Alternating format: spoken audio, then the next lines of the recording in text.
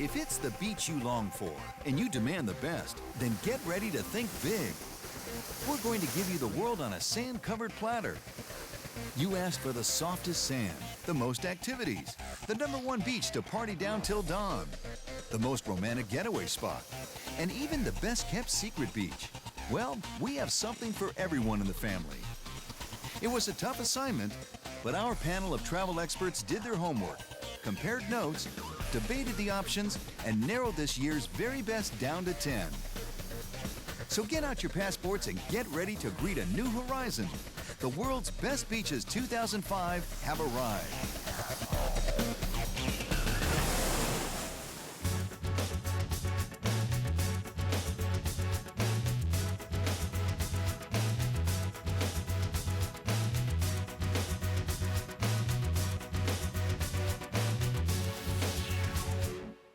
Talk about choices. 7 continents, 7 seas, and countless miles of seaside escapes. Your paradise awaits. But where? Our team of travel experts are here to do the homework for you.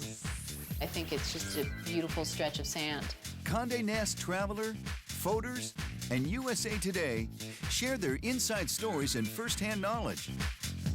It's time to let their expertise guide your next worldly getaway. First stop takes us across the Atlantic to a beach town that knows how to party down. Paradise Beach, Mykonos, our experts' #10 pick for world's best party beach. On this quaint little Grecian island in the middle of the Mediterranean, life seems untouched by outside influences.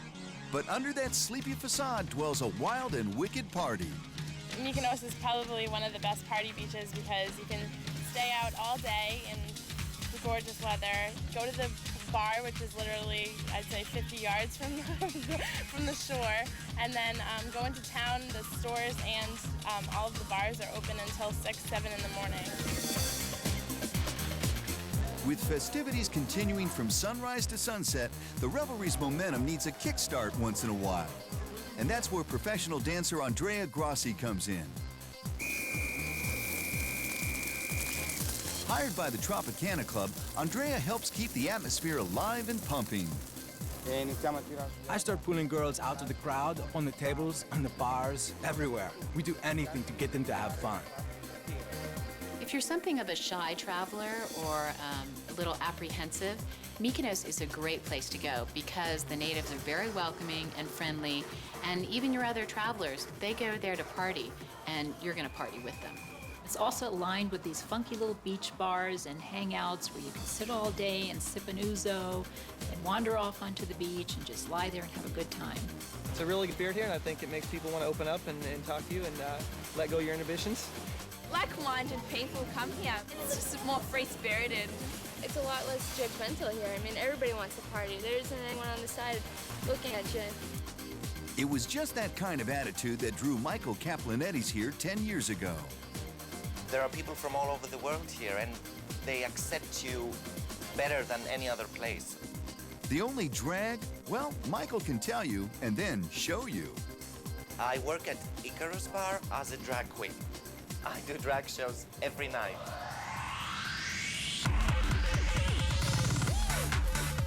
Anywhere else, Michael's drag show might be viewed as a stark contrast to conservative Greek values, but conventional rules don't apply here. Even though Mykonos still offers its share of Greek tradition. Mykonos has been and still is very cosmopolitan. It attracts people from all sorts of walks of life and all over the world. George Antonopoulos brings the hip and the historical together at his restaurant Tassos. Greek food is something like we inherited from ancient Greeks because chatting or philosophizing was always with food and drink. So we continue as we always did, eating and drinking. So it's very important. The food and festivities are sure to keep you coming back for more, as will the Greek vistas.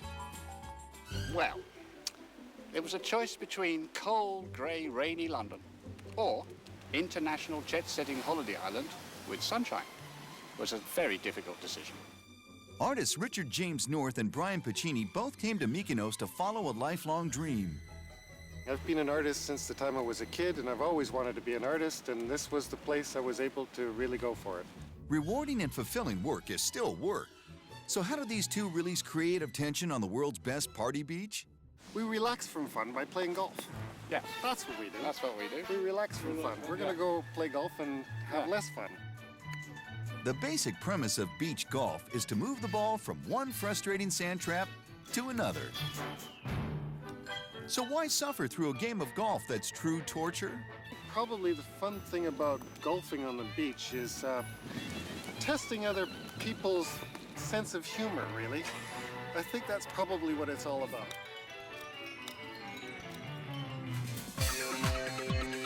Anything goes on this tiny but liberating landmass. Partygoers are free to don a different hat every night of the week without anyone criticizing their unique sense of style. Some call it wild abandon, others a release from ties that bind. But whatever your state of mind, day or night, Mykonos tops the list as the world's best party beach 2005. From the good-natured shores of Greece to the wild waters of Hawaii, we jump 2 oceans and hit the surf at number 9 on our list. Oahu, Hawaii's legendary North Shore. Our experts pick for world's best surf beach. For surfers, a Hukai Beach, commonly known as Pipeline, is the place to be in winter. Dubbed the 7-Mile Miracle, this famous strip of shoreline is where surfing folklore and legends are made. During the winter, the waves can get as high as 25 feet. In fact, this winter, the waves are 35 to 45 feet. Like a gathering of the tribes, surfers converge from all over the world to this sacred surf mecca. We have the very best surfers in the world competing. It's kind of like having Tiger Woods and all the rest of the best golfers at the Masters. The only difference is our playing field is the ocean. It's not uncommon to look out and see greats like Kelly Slater and all the pipe masters ripping it up. And the media blitz is ready and waiting to capture it all.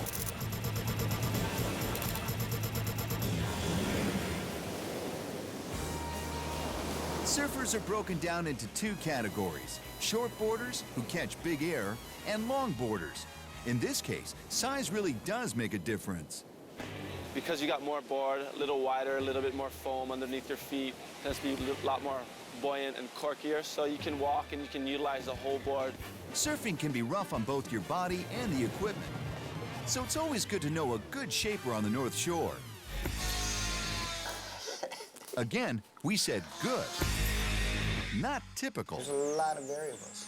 It's variations in outline and rocker and rails and who's riding it. How does this guy surf? Because that's life and death.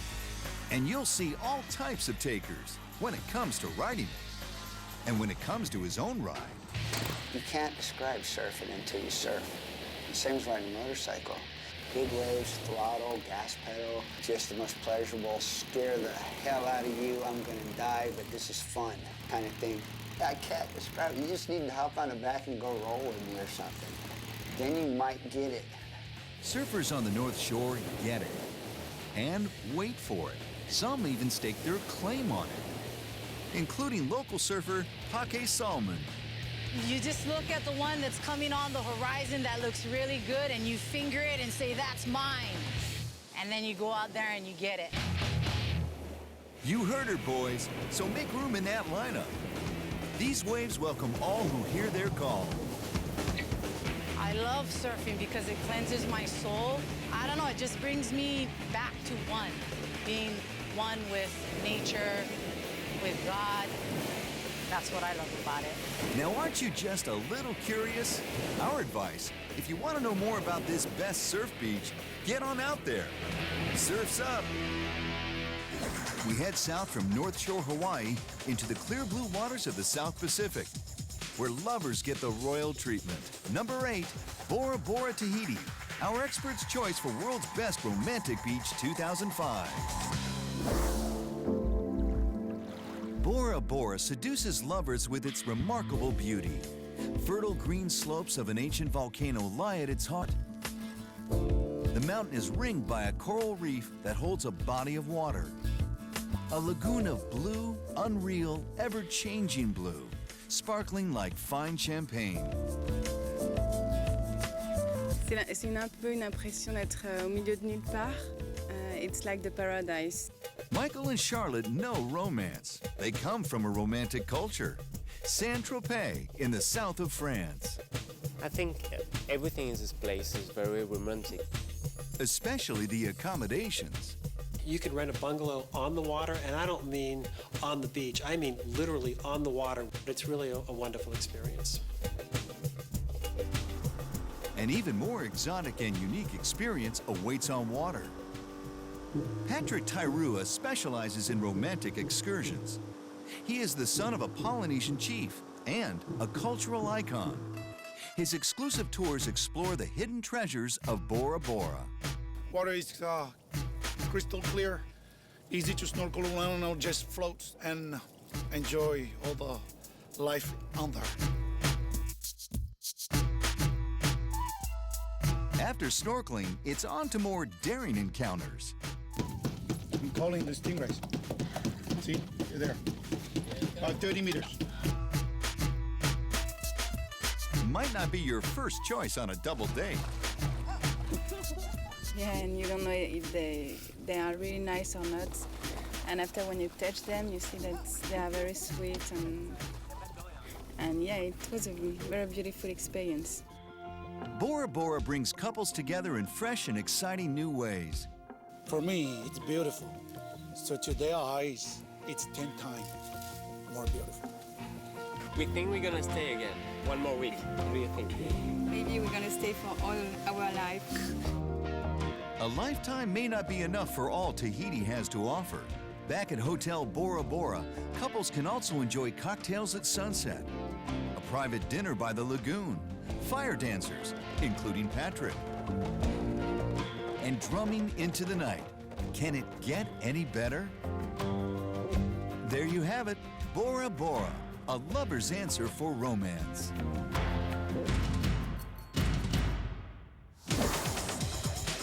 We leave the hot and spicy shores of Bora Bora and head to the soft and squishy seaboard of Harbor Island, Bahamas. Our expert's choice for World's Best Sand Beach 2005. When you typically think of sand, you probably visualize this. Sand, yellow and tan colored beaches, right? Or if by chance you're from a volcanic shoreline, sand might be this color in your mind. Or maybe bright white if you're from another part of the country. But Harbor Island, Bahamas offers a new color altogether. The sand is really pink. I mean, to the point that you get your hand on the water and you still see like little red pebbles on it. Still don't see it? Check the side-by-side comparison. It's not shocking pink, but it's just a mellow pink when it's setting in the evening. It's just this gorgeous hue of pink along the sand. Harbor Island has magical sand, and it's a result of the red coral that's under the sea right offshore. It gets ground up and it blends into the sand, and it just gives that wonderful hue to all the sand there.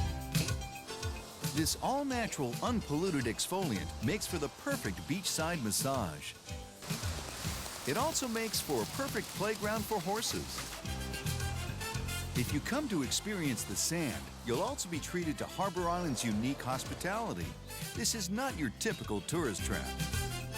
In a lot of tourist destinations, the social structure, the way it's designed is they're the tourists and they're the people who are there to take care of the tourists. But on this island, everybody basically is equal, so everybody hangs out at the same places. On Harbor Island, the main hangout is Robert's Bakery. Oh, thank you, Robert. You're welcome. This pretty much is where everybody comes in the morning to have their breakfast, hear the latest island happenings. As for accommodations, you can rent one of the beautiful beachside cottages or stay at the lovely Coral Sands Resort. Also, you should know that the best way to get around is by golf cart. It's the #1 mode of transportation, despite the island not having a golf course. We have one insider tip for you, too. Make sure you scoot over to Ma Ruby's for her famous cheeseburger in paradise. One of the claimed inspirations for Jimmy Buffett's song of the same name. He wrote that right in the bar, sitting on one of those